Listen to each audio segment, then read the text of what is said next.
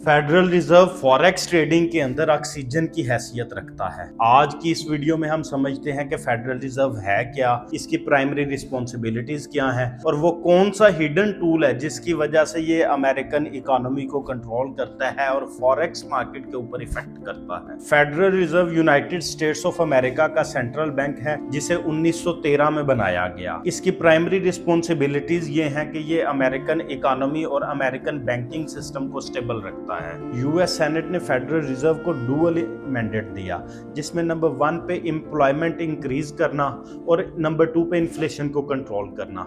Employment increase करने का मतलब ये नहीं कि फेडरल रिजर्व जो है वो अपनी फैक्ट्रीज लगाता है, अपनी शॉप्स खोलता है या बिजनेसेस करता है जिसकी वजह से वो एम्प्लॉयमेंट मुहैया करता है, बल्कि इसके पास एक ऐसा हिडन टूल है जिसको यूज करते हुए ये एम्प्लॉयमेंट इंक्रीज करता है, बल्कि जॉब्स के मौके बढ़ाता है। ठीक है। और दूसरे नंबर पे इन्फ्लेशन की अगर बात करें तो उसी हिडन टूल को यूज करते हुए फेडरल रिजर्व जो है यूनाइटेड स्टेट्स ऑफ अमेरिका के अंदर इन्फ्लेशन को कंट्रोल करता है।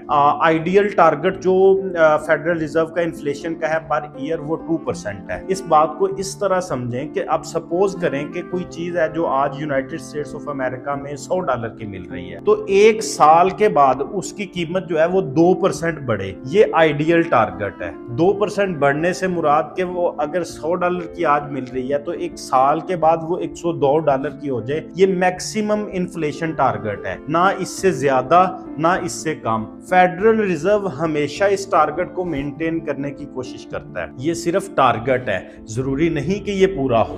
तो आइए जानते हैं कि फेडरल रिजर्व ये एक्चुअल में कैसे करता है और वो कौन सा हिडन टूल है इसका जिसको यूज करके ये सारे का सारा इकोनॉमी और ये सारी चीजें जो हैं ये मैनेज करता है। तो वो हिडन टूल है FOMC। जी, आपने सही सुना, FOMC, federal open market committee. FOMC basically एक कमेटी है जिसके अंदर 12 मेंबर्स होते हैं, जिसमें कुछ जो है वो फेडरल रिजर्व के बोर्ड ऑफ गवर्नर्स होते हैं और कुछ जो है वो रीजनल प्रेसिडेंट्स होते हैं। ये 12 लोग मिलकर डिसाइड करते हैं कि यूनाइटेड स्टेट्स ऑफ अमेरिका में नेक्स्ट आने वाले टर्म के अंदर जॉब्स किस तरह प्रोड्यूस हो सकती हैं, इसकी इकोनॉमी को किस तरह कंट्रोल किया जा सकता है और यहाँ तक कि फाइनेंशियल मार्केट्स और फॉरेक्स मार्केट के अंदर नेक्स्ट क्या बदलाव आने वाले हैं। चूंकि ये डॉलर का फैसला करते हैं, इस वजह से इनका डायरेक्ट इफेक्ट पूरी की पूरी फाइनेंशियल मार्केट पर होता है, चाहे वो गोल्ड हो या कोई भी करेंसी। तो FOMC